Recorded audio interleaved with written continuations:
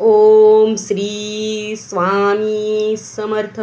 नमस्कार स्वामी भक्तांनो. आज आपण अशा विषयावर बोलणार आहोत ज्याचा अनुभव अनेकांना येतो, पण त्यामागील आध्यात्मिक अर्थ फार कमी लोकांना माहीत असतो. अनेक जण सांगतात की त्यांना रात्री 3 ते 5 वाजण्याच्या दरम्यान अचानक जागच येते. काही वेळा कोणतेही कारण नसताना डोळे उघडतात, पुन्हा झोपच येत नाही. मनात अनेक विचार येतात, अनेक विचारांचं काहूर येतं. काहींना स्वामींची आठवण येते, तर काहींना एक अनामिक शांतता जाणवते. मग हा फक्त योगायोग आहे का, की त्यामागे काही आध्यात्मिक संकेत आहेत? याचाच व्हिडिओ आपण आज पाहणार आहोत. याबद्दलचे महत्त्वाची माहिती जाणून घेणार आहोत. स्वामी समर्थांच्या भक्तांच्या अनुभवानुसार ब्रह्ममुहूर्त म्हणजे साधारण पहाटे 3 ते 5 ही वेळ अत्यंत पवित्र मानली जाते. या काळात वातावरणातील सकारात्मक ऊर्जा अधिक सक्रिय असते, मन शांत असतं आणि ईश्वराशी जोडले जाण्यासाठी ही सर्वात योग्य वेळ मानली जाते. मित्रांनो, जेव्हा एखाद्या व्यक्तीच्या जीवनात सकारात्मक बदल घडणार असतात, तेव्हा त्याला काही सूक्ष्म संकेत मिळू लागतात. त्यापैकी एक संकेत म्हणजे ब्रह्ममुहूर्तात जाग येणे. परंतु लक्षात ठेवा, प्रत्येक वेळी रात्री जाग येणे म्हणजे आध्यात्मिक संकेतच असे नाही. कधीकधी त्यामागे आरोग्य, झोपेच्या सवयी किंवा तणाव यांसारखी कारणे देखील असू शकतात. त्यामुळे विवेक ठेवणे आवश्यक आहे. आता जाणून घेऊयात की स्वामींची कृपा सुरू होण्याचे काही महत्त्वाचे संकेत. तर पहिला संकेत म्हणजे मनामध्ये अचानक भक्तिभाव वाढणे. पूर्वी देवपूजा, नामस्मरण किंवा अध्यात्म यामध्ये फारसा रस नसणाऱ्या व्यक्तीला अचानक स्वामींचं नाव घ्यावंसं वाटतं. स्वामींचे फोटो पाहावेसे वाटतात, त्यांच्या कथा ऐकण्याची इच्छा निर्माण होते. हा बदल अनेकदा कृपेचे संकेत मानला जातो. दुसरा संकेत आहे तो म्हणजे वाईट संगतींपासून दूर जाण्याची इच्छा. स्वामी भक्तांनो, स्वामींची कृपा झाल्यानंतर व्यक्तीला चुकीच्या गोष्टी, वाईट सवयी, नकारात्मक लोक यांच्यापासून दूर राहावेसे वाटते. मित्रांनो, मला माहिती आहे की तुम्ही आज माझा व्हिडिओ पाहत आहात म्हणजे तुम्ही नक्कीच स्वामी भक्त आहात. तर यापैकी तुम्हाला एखादा जरी संकेत आढळला असेल तर नक्कीच कमेंट बॉक्समध्ये सांगायला विसरू नका. मित्रांनो, मन आपोआप चांगल्या मार्गाकडे वळू लागतं जर स्वामींची कृपा आपल्यावर होणार असेल. तिसरा संकेत आहे तो म्हणजे संकटांमध्येही धैर्य टिकून राहतं. पूर्वी छोट्या छोट्या समस्येमुळे घाबरणारी व्यक्ती अचानक मजबूत बनते. छोट्या छोट्या गोष्टींना नकार देणारी व्यक्ती अचानक मोठमोठे निर्णय घ्यायला लागते. अडचणी येतात पण मन कोसळत नाही. आतून एक शक्ती साथ देत असल्याची जाणीव होते.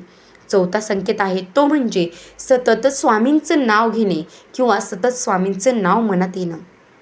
काम करताना, प्रवासात किंवा एकांतात असताना अचानक श्री स्वामी समर्थ हा जप मनात सुरू होतो. किंवा एखादी गोष्ट, वाईट गोष्ट आपल्या आयुष्यात घडणार असते, तेव्हा आधीच स्वामींची आठवण येते आणि जे काही समोर होणार असतं ते आपल्यापासून टळतं. मित्रांनो, हा अनुभव अनेक भक्तांनी सांगितलेला आहे. पाचवा संकेत आहे तो म्हणजे काही चांगल्या गोष्टींची सुरुवात होणं.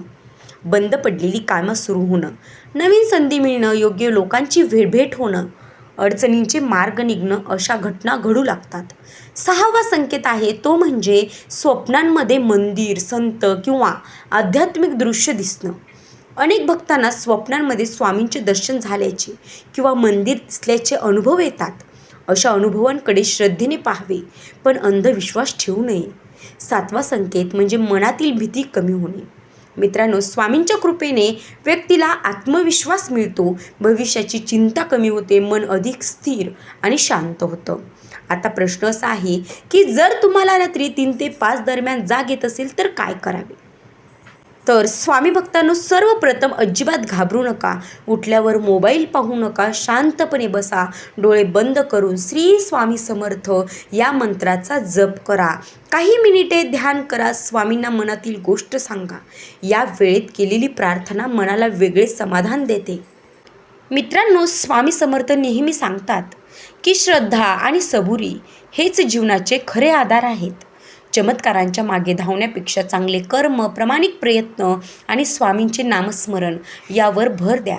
आणि स्वामींचे नामस्मरण केल्याने जर तुमच्या जीवनात योग्य दिशा मिळणार असेल तर का टाळावे?